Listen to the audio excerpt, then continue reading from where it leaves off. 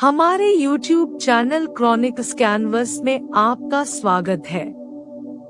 आज हम इतिहास के एक सम्मोहक लेकिन अक्सर नजरअंदाज किए गए अध्याय एशियाई अकाल इतिहास में गोता लगा रहे हैं। भारत और बांग्लादेश जैसे दक्षिण एशियाई देशों में अकाल के प्रभाव का पता लगाने के लिए हमारे साथ जुड़े रहिए। अकाल के लिए सदियों से चला आ रहा संघर्ष हम इतिहास के इस दिलचस्प पहलू से अंतही कहानियों और सबक को उजागर करेंगे।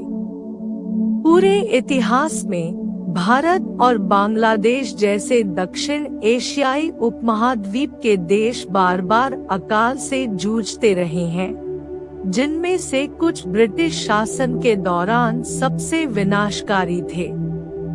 ये अकाल जैसे 1770 का बंगाल अकाल, चालीसा अकाल, दोजी बारा अकाल, 1876 से 1878 का महान अकाल और 1943 का बंगाल अकाल ने 18वीं, 19वीं और के दौरान 30 मिलियन से अधिक लोगों की जान ले ली। 20वीं सदी की शुरुआत। भारत का कृषि क्षेत्र काफी हद तक मानसून के मौसम पर निर्भर करता है, जिससे अकाल की घटनाओं में सूखे और नीतिगत विफलताओं का महत्वपूर्ण योगदान होता है। आलोचकों ने औपनिवेशिक शासन के दौरान इन अकालों की गंभीरता को बढ़ाने वाले कारक के रूप में ब्रिटिश सरकार की निष्क्रियता की ओर इशारा किया है। हालांकि 20वीं सदी तक अंग्रेजों द्वारा रेल प्रणाली के विस्तार ने शांतिकाल के दौरान अकाल को कम करने में महत्वपूर्ण भूमिका निभाई, जिससे कमजोर आबादी को भोजन के अधिक कुशल वितरण की अनुमति मिली। आधुनिक भारत गणराज्य में आखिरी बड़ा अकाल 1943 का बंगाल अकाल था, जिसके बाद के वर्षों में छोटे पैमाने पर अकाल पड़ा, विशेष रूप से दिसंबर 1966 में बिहार में अकाल पड़ा। सौभाग्य से सहायता प्रयासों ने इन मामलों में बड़े पैमाने पर जानमाल की हानि को रोका। 1970 से 1973 तक महाराष्ट्र में पड़े सूखे ने अकाल निवारण के सफल उपायों को प्रदर्शित किया। पूर्व में ब्रिटिश भारत में 1974 का बांग्लादेश अकाल आखिरी बड़ा अकाल था।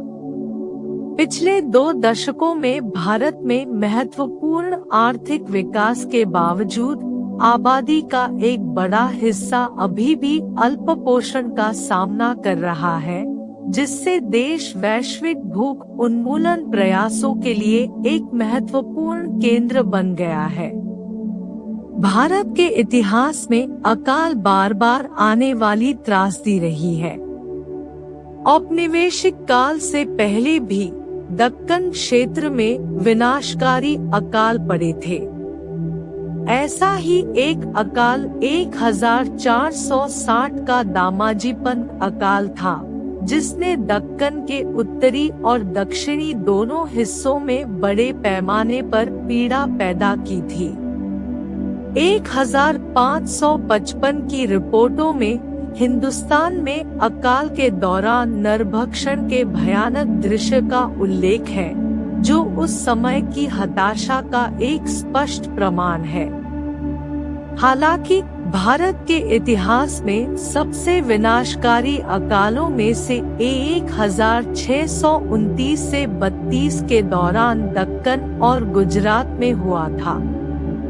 1631 के पहले 10 महीनों में अनुमानतः 30 लाख लोग गुजरात में और अन्य 10 लाख लोग दक्कन में मारे गए।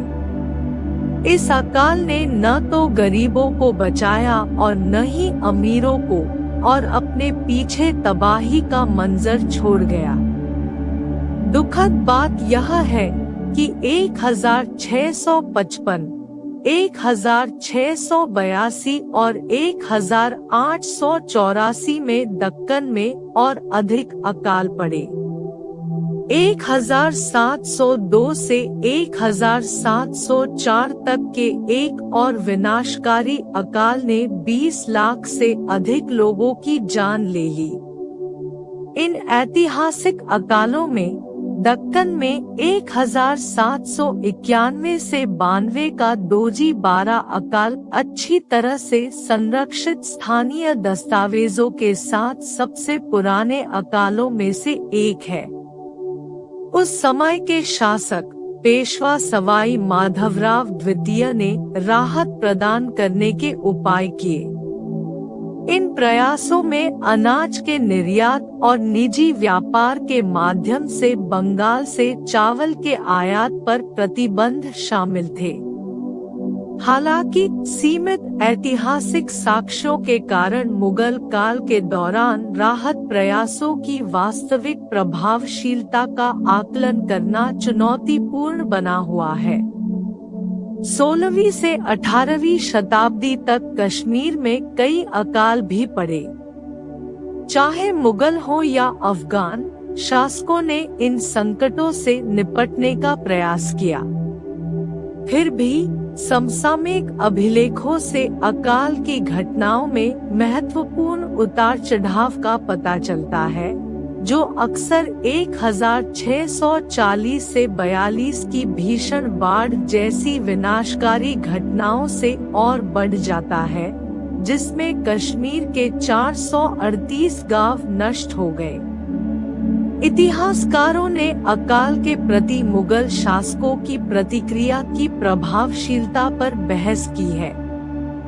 माइक डेविस जैसे कुछ लोगों का तर्क है कि अकबर, शाहजहां और औरंगजेब जैसे शासकों ने कर राहत, मुफ्त भोजन का वितरण, खाद्य निर्यात पर प्रतिबंध और मूल्य नियंत्रण जैसे उपाय लागू किए।